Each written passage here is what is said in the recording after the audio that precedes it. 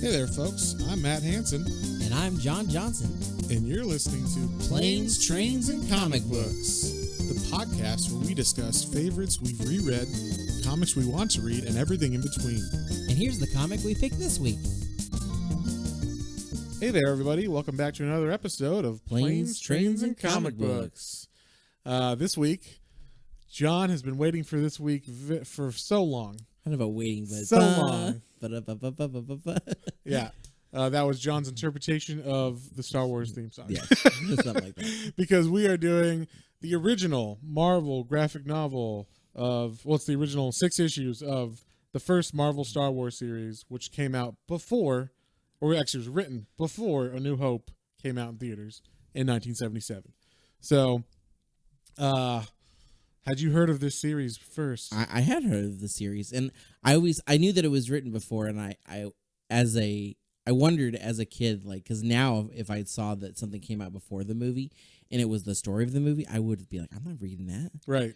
But like I wonder as it all didn't come out before. The first issue came out, but it was all written before the movie came out. That's true. So technically, you would have read this, gone and see the movie to figure out everything. Then come back and bought the next 5 issues. That's true. So, but yes, it does spoil the fucking movie if you've never seen it and you pick it up in issue form. But remember, back then they didn't have trades. You would have had to go back and find the issues. True, and wait, yeah. So, I should say this is written by Roy Thomas, who's, does a lot of Conan and stuff from back then in the 70s. And then is drawn by one of my favorite artists, Howard Chaykin. And I think it's one of his first big projects ever. And you could still see Chaykin in there for sure. Especially in the first couple. Yeah, the first couple for sure. But yeah, I guess, okay, for all you, I don't know, people who've been under a rock for 40 years, John, do you want to give the brief summary of what Star Wars A New Hope is about? We should start before that. A long time ago in a galaxy far away. Yes, there is an evil empire that is trying to put its clutches over the entire galaxy. And there's a small band of rebels who are trying to fight that oppression and win and destroy the empire. And so as they grow further and further and pull more systems in, more people fall into the fold of the battles, and ends up running into Luke Skywalker. He is a farm boy and a moisture farm. As you do, you farm moisture. Well, it's a 2-sun planet. Sure, you get it. It's really hot. Sure. So yeah, he's on a desert planet, and he gets pulled into this epic battle because of a couple of droids that happen to escape on a planet, and then this craziness ensues. He just gets pulled into this mission.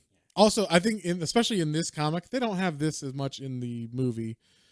In this comic, they make Luke Skywalker an asshole. He's very much like a petulant child the whole time, which is funny. They use dialogue from the movie, but the way that they draw him and the way that his expressions are way more like, I'm mad now, or whatever, rather than... Yeah, he's whiny. He definitely came off as a little more angry, temper tantrum in this, because in the movies he's just whiny, But yeah, he came off a little... Yeah, because in the movie, it's the way that he's acted, right? He's played as I'm a kid, but I'm not a whiny brat. In this, he came off more as a whiny brat. Yeah, he gets pulled into this by chance, it would seem, but actually it's more of a grand scheme of things because of how he's going to be connected. The Force, obviously. Because of the Force. Yes, because of the Force. The will of the Force. The cosmic forces, they say one time in this book. I know. There was some interesting liberties with the Forces and what it is. Jedi and Sith. Yes, it was fantastic. So yeah. So originally, this comic was part of official Star Wars canon and everything too, until Disney bought it. Basically, this was also part of what Star Wars story was, even though they're it's pretty close to the first movie. It's pretty close, yeah. But even with some of the things they added, that was all officially part of Star Wars canon too. But now it's not. It's part of the legends, of course. So I will say, full disclosure, I do not like Star Wars or Star Trek. Okay, you I do not prefer Star Wars. I do not prefer any of the Star movies or whatever, the Treks or the Wars or any of that stuff. So the Troopers. I'll take Starship Troopers over either of these. So, but yeah, these are not my favorite kind of sci-fi stuff. I of course know them and pretty much have watched them all like 1,000 times. So I know enough about them to, when I read this, I was like, I'm having a lot of fun because I don't remember everything about A New Hope because that's probably the one I watched the least. But this just is, it's got the pace of a comic. It's got the real like, and we're moving along, like we got 18 pages per issue because this was like, I think when Marvel was trying to save money on shit. So they're like, it's 18 pages, not 22 or 24, like, so the story moves at a really good pace. And they did a really good job, I think, of condensing this into 6 issues from a movie that's 2 hours long or whatever. You know? So, and then John, of course, is the biggest Star Wars person. I was going to say that I know, but Adam is close too. I don't know. I don't know who's bigger. But they're both giant Star Wars nerds. But true. I've been a pretty big Star Wars fan since I was like 3.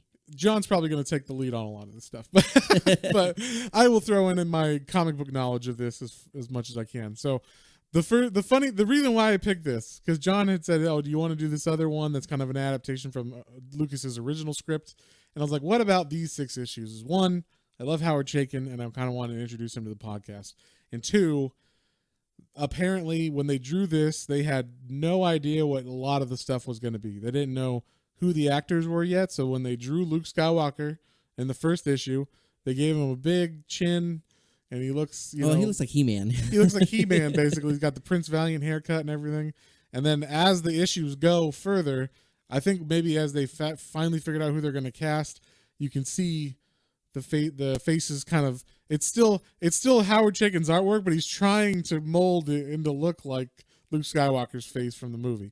So he's doing his best, but it's hard to change that in 6 issues.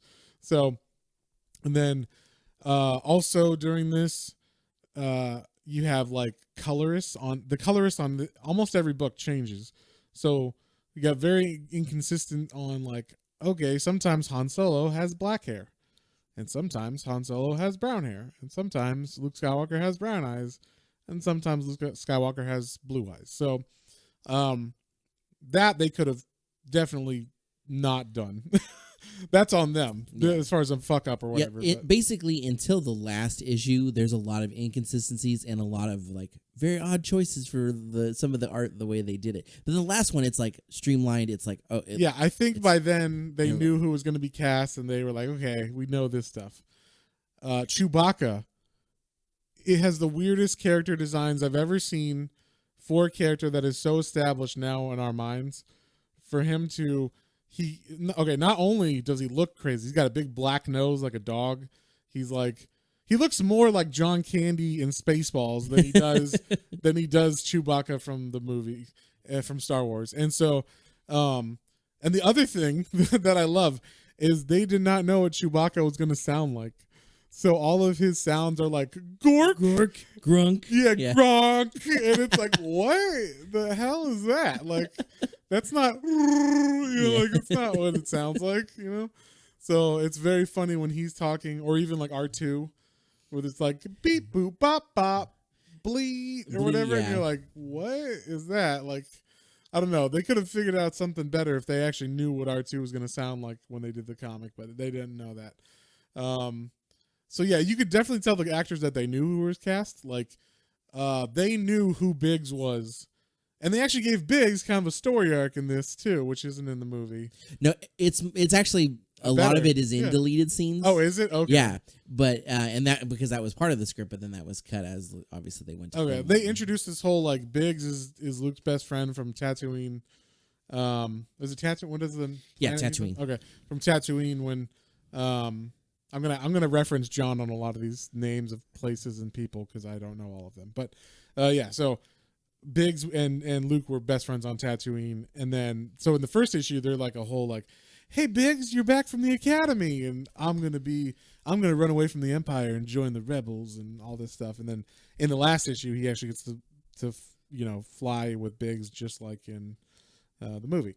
But they definitely knew who that actor was because I looked him up because I'm like, I wonder what Biggs looks like in the movie, and he looks exactly like the actor. And then the same with they knew Alec, whatever his name, Alec Guinness was gonna. John just gave me a face like, how dare you? Whatever. Alec Guinness was gonna be Obi-Wan because they like did all the detail in his face when they revealed him. So, yeah, you want to bring up like the stuff that you thought was fun first or whatever? Yeah, he looked good. I mean, the whole first issue basically is like the space the crawl, and then the space battle above, where the ships look pretty good. They're pretty similar. Laser blast colors are different. This is what I noticed. Nitpick, but this is what I noticed. The biggest thing about the ships is they must have given them a reference photo of a model from one angle, or maybe like 3 angles, but not the bottom or something.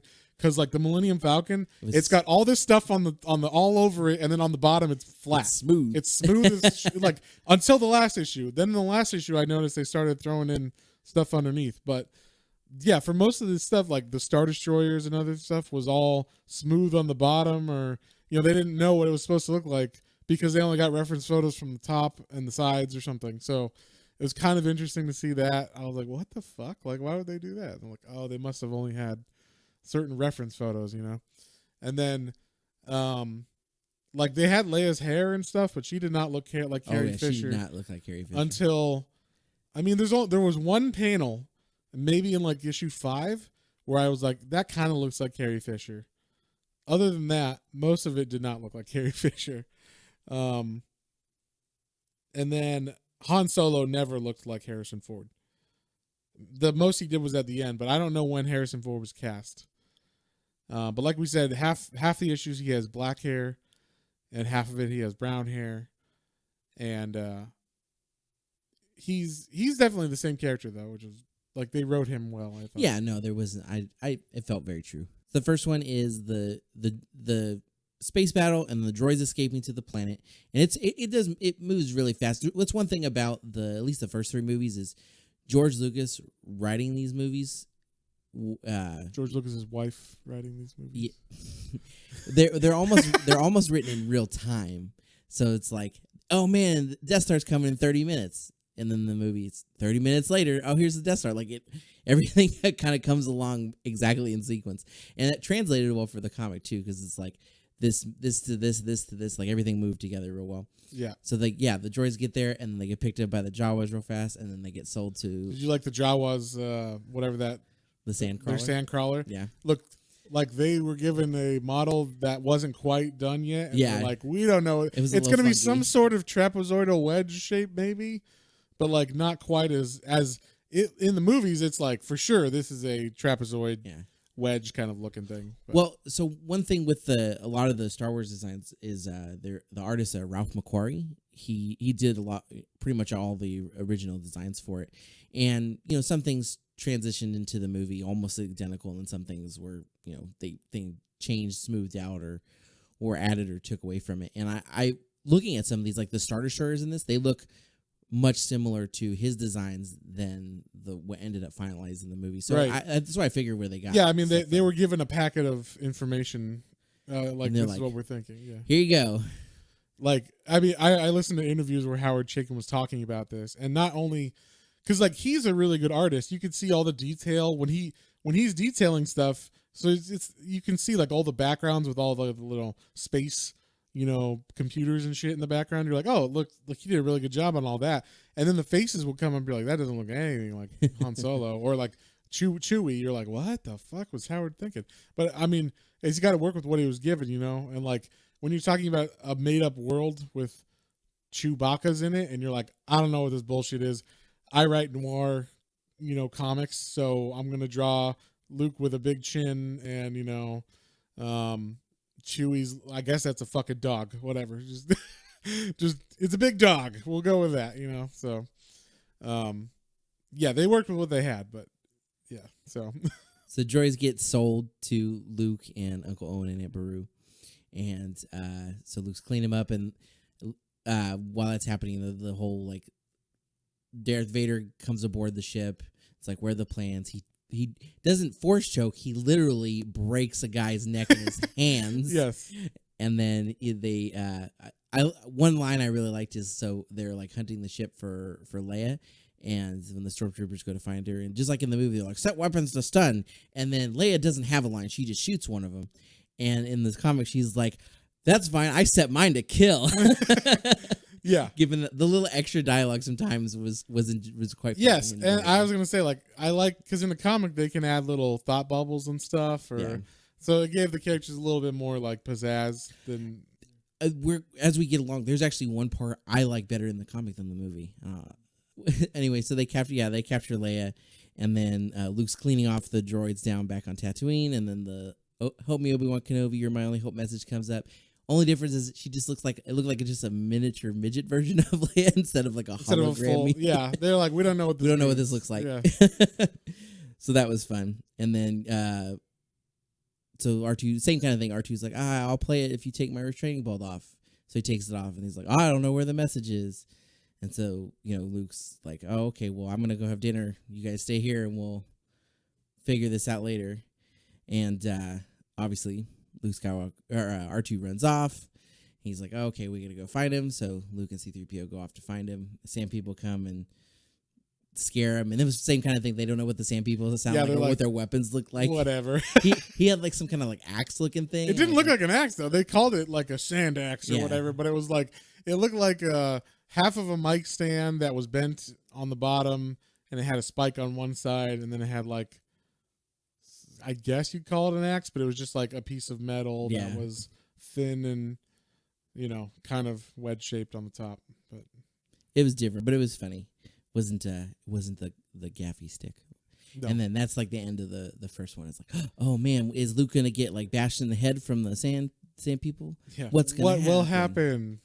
Find out next time. Oh, actually, I forgot. This is the first one. Was one of my favorite parts. Is it shows them on the Death Star talking. Like after they capture Leia, they get to the Death Star, and so it's all the governors talking about like, this is the ultimate power, we should use it. And Grand Moff Tarkin comes in the room with Vader, and he's like, yeah, we will. And because they're basically the remnants of the Old Republic and the Senate, and anything that was like holding back the Empire from becoming the ultimate power is gone. The Emperor took care of that, so we have control of like our areas, and we just all report back to him. And they're like, the only thing we have to worry about is finding the plans to the Death Star that were stolen, and hopefully they'll recover the droids or whatever. They have the princess, so they'll figure out where the base is. Oh, they'll figure it out. And Darth Vader's like, yeah, we just have to be careful about it and find it. And they're like, oh, the one guy is like, calm down, Lord Vader. Like, you using the Force hasn't helped you find the stolen dad tapes or whatever. And I love that Darth Vader's just calmly listening, and he like force calls a cup of coffee over to his hand. And you're like, how is he going to drink that? And you just see the little steam rising up. I guess it's going to... Yeah, he's going to pour it through his mouth. Yeah, through his little vent in the front. And then he goes to choke. Then he force chokes the guy. So that's the first one. And then the next couple just kind of goes through the main part of the story. Right. The Luke's... They go down, and there's stormtroopers trying to find the droids, and then they kill Uncle Owen and Aunt Beru. And Luke did have a little more emotion in this. He was like, no. Yes, they did a really good job of like, if you're gonna draw a comic book character saying, seeing his parents, but his adopted parents die, his uncle and aunt, like, he's gonna be like, wow, like, he's yelling it out in this. Yeah. Oh, and Obi-Wan saves Luke from the Sand People, because that's the big thing you said, like the reveal, and it looks like Alec Guinness. They were like, oh, they know who's playing that role. Yeah, definitely. So that's what it even said. That I looked up like the history on it. It said, the only reason why Stanley was like, yeah, we'll do it, is because they were like, oh, Alec Guinness is in this. They're like, oh, okay, well, okay, I guess we'll do it if that guy's in it or whatever. It's like, which is funny when you hear about Alec Guinness. When he was proposed this, like, I don't know what this bullshit is. This sounds stupid. Yeah. It stinks. I don't like it. Yeah. So So yeah, it's the main story for the most part. Anything you want to hit in those issues? Now I like the light. They didn't know about lightsabers, so the color of lightsabers was like pink or red. Yes, when Alec or when Obi-Wan gives or shows Luke his dad's lightsaber, it also seemed like they don't know anything obviously about what's going to happen in the future because they have Leia kiss Luke like very passionately twice. Like that's one thing she does in the movie. It's a little peck before they do the jump. No, this is like on the mouth. No, this is like, oh man, we might get it on later if you come back safe. Yeah, in a Marvel way though. Yeah, very for kids Marvel way of getting it on, and then yeah, like they did not know that obviously Darth Vader was Luke's father because spoilers.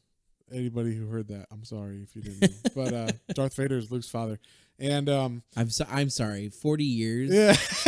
if we have to do spoilers, that's on for you. A 40-year-old movie. That's on you. Also, every one of our podcasts is a spoiler podcast. So. Yeah. But yeah, there was one line I think towards the end where someone was like, "Oh, I knew your dad. He was a great guy," and I'm like, how the fuck do you know Darth Vader? That's one of the things that was edited out from the movie because that was an actual scene. They filmed it and everything too. Oh, really? Okay. But yeah, that was cut out because they didn't quite have everything worked out. They basically retconned it. George Lucas retconned it before it even came out. Oh, okay. So he was probably writing the second one or coming up with more ideas. I'm like, wouldn't it be cool? Yeah. If Darth Vader was Luke's father, and then he's like, "Oh shit, I gotta check that one." The last comic cover even has Darth Vader on the cover, being like, "I will get you, Luke Skywalker," and it's like he would definitely know, obviously. That. Yeah. Yes. Exactly. His name.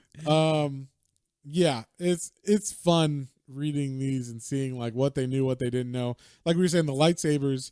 We'll go through this. There's a whole thing with the lightsabers. So it comes out. Like he's showing Luke Anakin's lightsaber, and it is red. Yes, which is weird. And then he does the same thing with the training droid, and the training droid instead of being all smooth and stuff is like this weird. It looks like a mine, like an ocean mine, a sea mine. I thought a mine or like a virus, yes. They show them when they show COVID, and it's like here's a picture of COVID. It looked like that. It has little points that have suckers almost at the ends of them or whatever that flare out. It looked like that, so it was funny to see that. And then he's doing same thing where it's like, Luke, use the Force to train with this thing or whatever. All that's the same, but the lightsabers was funny, and the best thing that happened in the lightsabers was the Obi-Wan fight with Darth Vader. So when they go to fight in there in the Death Star, and it doesn't show him going to take down the tractor beam. He just does it. I thought that was interesting. They didn't hash that out like they do. So yeah, they're going to fight, and then when Darth Vader does the Obi-Wan's strike me down and I'll become more powerful, and then Darth Vader goes to strike him down, instead of just disappearing in the movie, he looks like he gets electrocuted. Yeah, there's just one panel of Obi-Wan looking like he's turning into either the end scene of 2001: A Space Odyssey colors and everything. He's becoming part of the electrical field or something. They don't know what he's doing. But. It made me think of Gremlins, the Gremlins too, the electric gremlin. Yeah. It was like they don't know anything about these. Yeah. So then all of his stuff falls in the movie, and then Darth Vader in the movie, he goes to step on it. He in this one he goes to lift it up, but he lifts it up with the tip of his lightsaber. They have no idea how the lightsabers work at all. No, yeah. Instead of it being this is a plasma ray that will kill anything that touches it or burn through or whatever, it's like a stick that glows. It's actually like the the ones you buy at Walmart or whatever, or even the expensive ones that just light up, and they're just a tube with a light in it. You could pick stuff up with those. So that's what they thought it was, something like that. So. It was just funny how they don't know how any of the mechanics work, all that kind of stuff. I also like the in the movie when they go down the trash chute to escape when they're saving Leia and everybody. They go down the trash chute, and in the movie the eyeballs pop up and everything, and I thought that was really scary when I was a kid in the movie. And then in this, there's like tentacles that come and then never thought of again. It goes away, and then they never have an issue with it. Nope. It was like, all right. And then the funny thing was they don't have an issue while they're in the garbage, and then the walls close in on them. They figure that out. They get out somehow. They don't really show how. And then as they're already in the hallway, you see Luke turn around, and he used a blaster a lot more in this than he does in the movie. Every shot of him on the covers and stuff is him with a blaster and maybe also a lightsaber. Yeah, sometimes both. Yeah, he's wielding both. But and he's just him shooting the little tentacles that are coming after him still from the trash chute. I'm like, the fuck? Like, what is this thing? So, yeah. That was like issue 2 and 3 or that, like where they're saving the princess from yeah. Is she on the Death Star or is she on? Yeah, she's on the Death Star. I will say I did like the hyperspace when they first are going to like Alderaan to bring the tapes or whatever, and then they end up on the Death Star. I liked the hyperspace because it was like a rainbow like coloring of light beams that come in through space. It was cool looking. I thought it was, the things that they didn't know that they took liberties on that were cool were very cool. Like, right. They just drew it kind of like they would have in a comic, like, just like any property. Like hyperspace, sure, whatever that is. Is this Guardians of the Galaxy? Whatever, it's all the same. So, yeah. Then issue 4. And it's funny, like like you said, as the issues go on, the characters slowly start to morph into what the actors kind of look like. So you see Howard Chaykin's chins, the way that he's drawing the chins on the men, start to soften a bit, and Leia's face, like I said, in one panel in issue 5, I think, actually looks like Carrie Fisher. And then most of them, that was like an extreme close-up where it actually looked like her. Yeah. Then the rest of it is kind of her far away, so it doesn't look like her that much, but it's better than it was in issue 1. Oh, yeah. So, you know what? There's one thing I want to mention. A little bit back when they were on Tatooine and Han first goes to the Millennium Falcon before Luke and Obi-Wan come to the docking bay.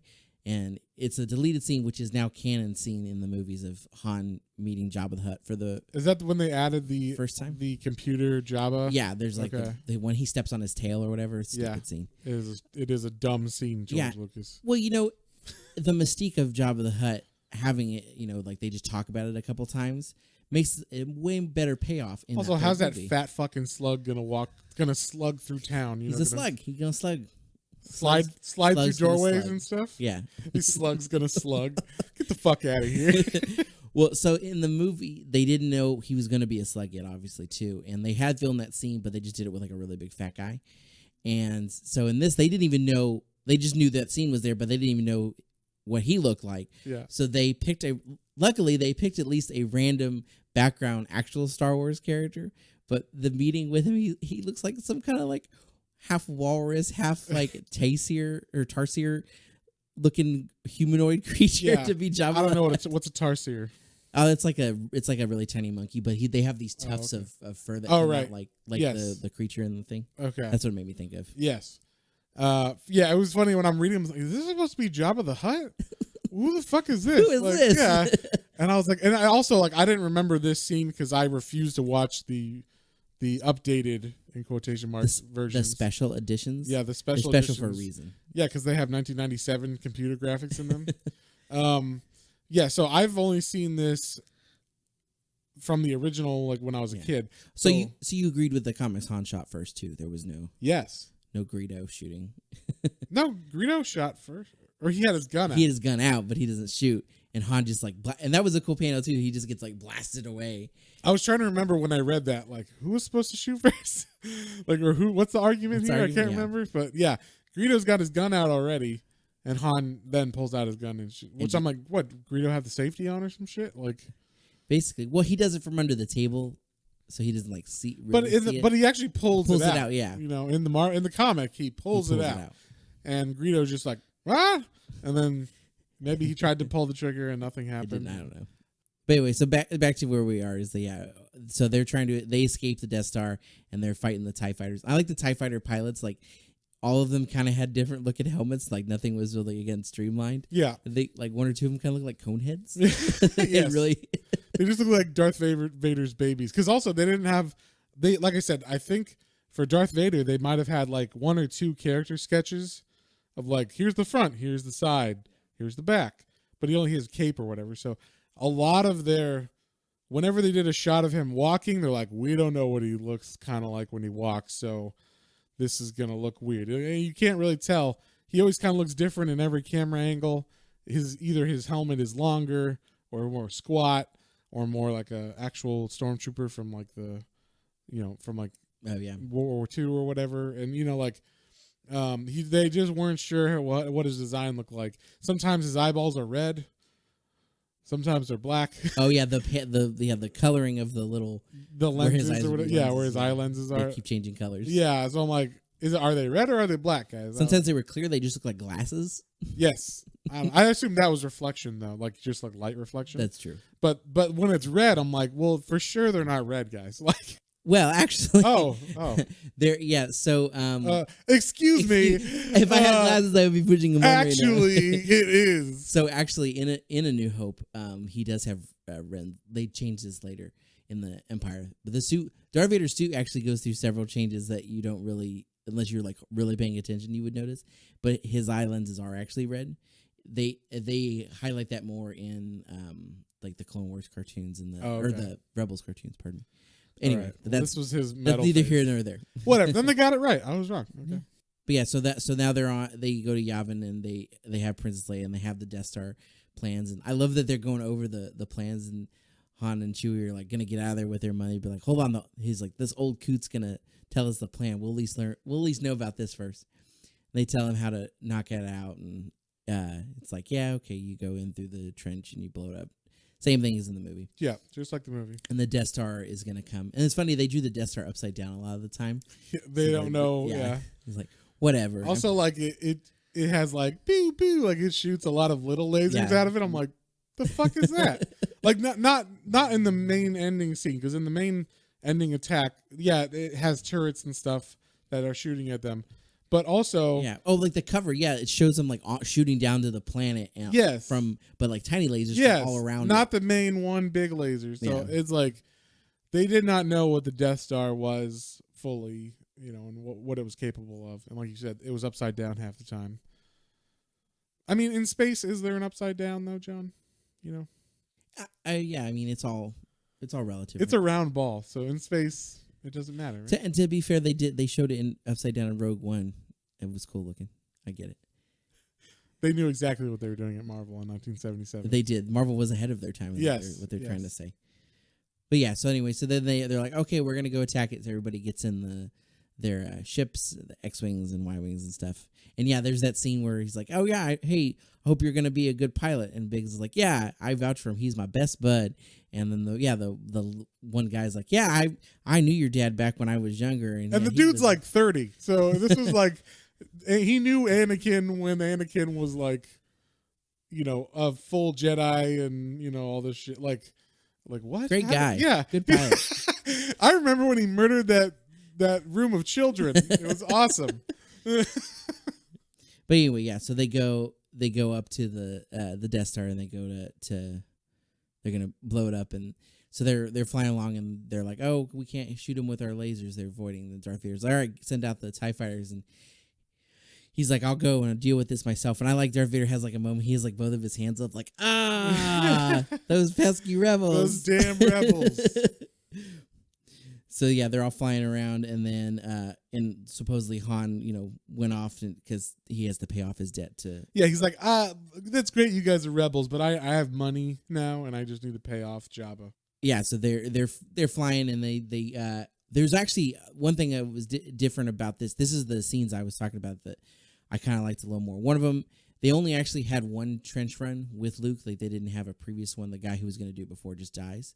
So that's different. But yeah, that was like the squadron commander. Yeah, came in and tried to do it on his own, but he missed. Yeah, and there was blue leader, not red. No, they weren't. They were blue squadron. Yeah, the blue squadron. Blue squadron. But the one scene, because of the extra, Porkins still dies. Yeah, and they even say, "You Piggy, poor Piggy, my best friend." I'm like, what the fuck? You don't call the guy that just blew up Piggy. But so in the movie there and the comic, the scene where Luke's first flying in and like trying to draw the guns away off the top, and so he's like shooting the Death Star, just like the side of it, and he realizes he like can't pull up quite fast enough, so he like flies through the like little explosions and whatnot. In the movie, it's just like hold your breath and like okay, it's over. And in this, I like the way that they wrote it. He was like, you know, his heart went to his like chest or whatever, and he like there was this like 3 or 4 panels of like longer explanation of like, how he was feeling. It was just cool. I like that. Yeah, well, and you can do that because it's all like in inner dialogue or inner thoughts and stuff. And he's like, I just got a little crispy. That's all. You know, like a little well done on the underside of my X-wing. It's pretty much the same exact story from this whole point where it's like he's just going. He's getting taken out. Everybody's getting taken out by Darth Vader and the TIE fighters when they're in the trench, and then Millennium Falcon shows up and it's like, you son of a bitch. And then, you know. And this is one of the best lines in it, too. So, like, they shoot and, they're like, what? And then Darth Vader, as he gets to explode and starts rolling out in the space, he says, by the immortal lords of the Sith. Yes. Yes. So they have no idea. They don't know what these things are. And they, like we said before, they also called like the Force the Cosmic Force, and they just didn't know exactly what it was, and they're like, it's a thing. But yeah, in this, Luke uses the Force. Ben only like talks to him like once in that though. But it's like he's like, Luke, and he's like, Ben, is that you? And then he turns off his stuff and it's like, okay. He's like, I remembered back to my training with Obi-Wan with the remote droid. Right. And then he does it, and then he's like, and then Ben's like, yeah, you did it. The Force will be with you. So that was a little different, too, but it was cool. The way that they show the exhaust port in the movie is way smaller than the one in the comic book. Oh yeah, this is. I was like, hold on a second. In the movie, it's like literally the size of 2 basketballs or whatever, and they have to get these torpedoes inside those 2 basketballs or whatever. Yeah. Like this is, I don't know, a door that's 8 feet wide and another door that's 8 feet wide and tall, and they just can shoot inside that. It looks like they could have flown a small ship in there. Yeah, they definitely could have parked a whole fucking X-wing in it, dude. Yeah.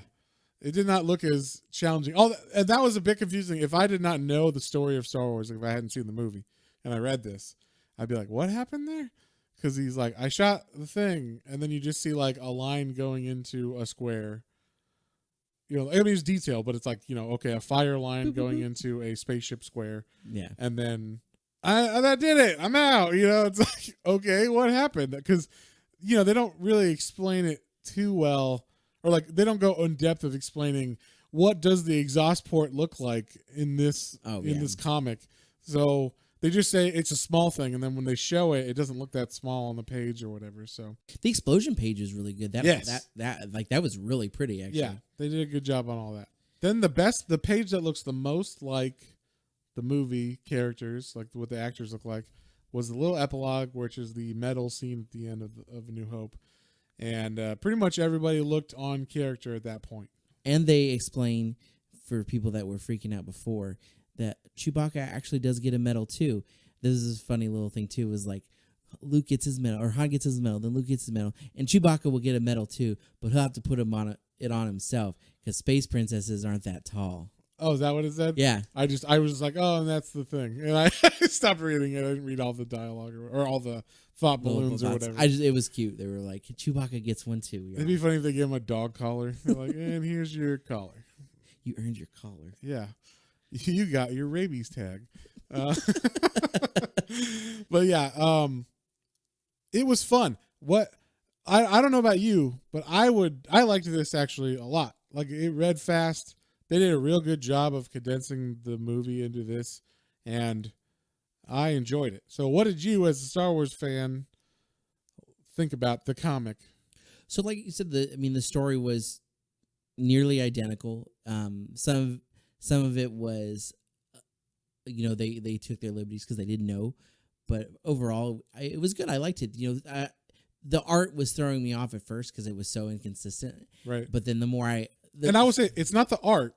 I mean, the art was him not knowing what was supposed to be looking like what. Yeah. But that's not his fault. He's a good artist. Yeah. But the colorist should have been on point as far as keeping it consistent throughout. That's true, because even some of the, like, Obi-Wan has brown robes and then he has green robes at one point, and it's some of that was all over the place. So but that's on him. He's not the colorist. So true. He can only draw Luke with a hard chin. All right, that's the best he can do. So what would you give this one, John? I liked it. Like I said, it was fun, and it was cool to put that in perspective. So I would probably give it a 7. A 7? I'm going to give this one a solid 5. I had fun reading it. It was a good time to like see what they thought Star Wars was going to look like before the movie came out and everything. It is the same story as A New Hope. So, if you hate Star Wars or something, then obviously you won't like that. But even me, as not being a big Star Wars fan, I enjoyed reading it again in this condensed version. In a medium I enjoy a lot, Sitting and watching a movie for 2 hours isn't always the most fun experience, especially with it's a thing you aren't going to like that much. So reading a comic, since I read comics all the time, as long as the story's good and it moves, then I'm all good. I can continue. So this was like a better way for me to read or to digest A New Hope. So yeah, I don't know, and I will say this also. This is just the first 6 issues of the ongoing Marvel series that lasted like 107 issues, and I mean there was years in between this or A New Hope and Empire Strikes Back. So I want to know what those filler issues adventures. Let me tell you a little bit about some of those filler issues, because again, they didn't know too much what they could do. They also, as the next movies were coming out and they were deciding what to do, they slowly but surely were giving them like more and more like, okay, you can do this, but you can't go this way with the Force. You can do this, but you can't mention this and this with. Oh man, that must have been such a bitch. Like having to send scripts to George Lucas or ILM or whoever did it, and then being like, oh, you can't, like a middleman in between you trying to get out a monthly comic that's already on like a hard deadline. Yeah. I can only imagine how annoying that was. So they basically took a lot of adventures off with other weird random characters that are not part of Star Wars at all. Like at one point, Han Solo goes on an adventure with like a giant green talking rabbit. I think I know that rabbit, or maybe it's not the same one. There's maybe an indie comic where there's like a giant green talking rabbit. I don't know if it's the same one, but yeah, okay. There's a lot of. I've seen that character before. Then I don't know. There's a lot of interesting side fun missions, and then as they get through, they do get to the Empire Strikes Back story, and they go off again, and then they do Return of the Jedi story. Do they do the prequels? Is what I want. No, well, I mean they do, but not in this line. What killed this line actually is so Return of the Jedi comes out, they do that story and they finish, and that's when Marvel's like, oh fuck yeah, like they're done. So like now we can really, because they at the time they didn't have plans to do anymore, right? Right. George was like, this is we're done with these for a while, because he did have his plan for like 9 movies in general, but he at the time he was like, I'm good. So they were they went to Lucasfilm and they're like, hey, okay, so like what can we do, or are we able to do? And they were like, actually, just in case we ever come back to this, and they like Lucasfilm killed this comic basically by giving them some, because at that point they were like, you cannot do any stories with Darth Vader, and nobody can know that, even though it's been in the movies, like nobody else can know that Luke and Leia are Darth Vader's kids. You can't do anything with a love story between with a Han and Leia, even though they're in love at the end of Return of the Jedi. You can't do anything with that. You can't do anything with the Force. No characters have any Force powers.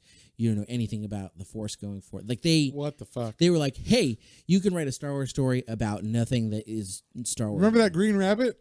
You can write a Star Wars character about or a story about him. So they basically they were like, okay, well, we're done writing Star Wars comics. Wow, that makes sense that they killed it so hard. And now that Disney owns Marvel and Star Wars, they are like, oh, we can do whatever we want. And the world. Yeah, they could do all that. But I mean, I don't know if anyone.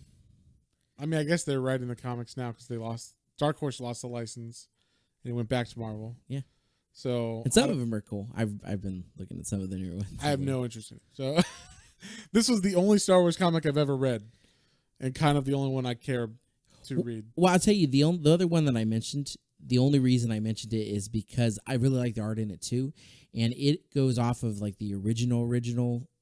Right, it would be fun to see the contrast from the original before George Lucas's wife wrote it to be good, to see what George Lucas wrote. Because it's like Luke Starkiller, and like there's a Han Solo who has a lightsaber too. There's a lot of Han Hot Rod Solo.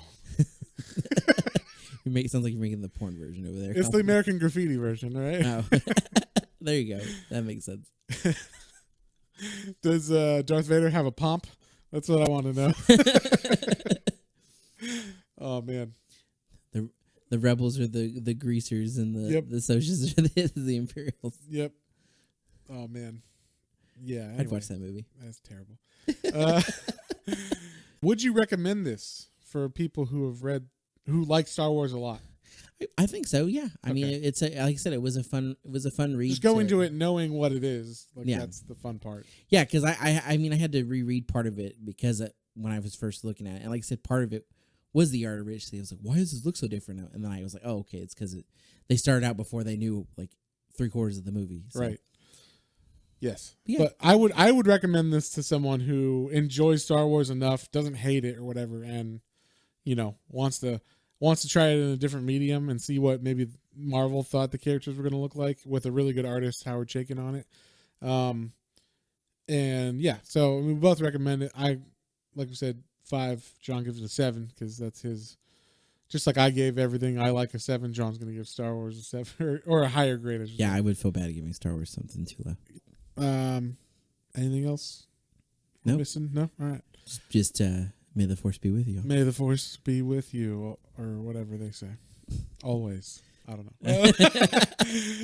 Yeah, if you guys have any comments, questions, or suggestions, you can email us at planes, trains, and comic books, all one word, @gmail.com. Make sure to subscribe to our Instagram, Facebook, Twitter. And on that note, we will see you guys next week. See ya. Next time. Bye. Well, folks, hope you enjoyed that episode. If you did and you'd like to follow us on social media, our Facebook is Planes, Trains, and Comic Books, and our Instagram is @Planes, Trains, and Comic Books, all one word. And be sure to like, share, and subscribe for more recommendations to add to your weekly pull list. Thanks for listening, and we'll see you next time.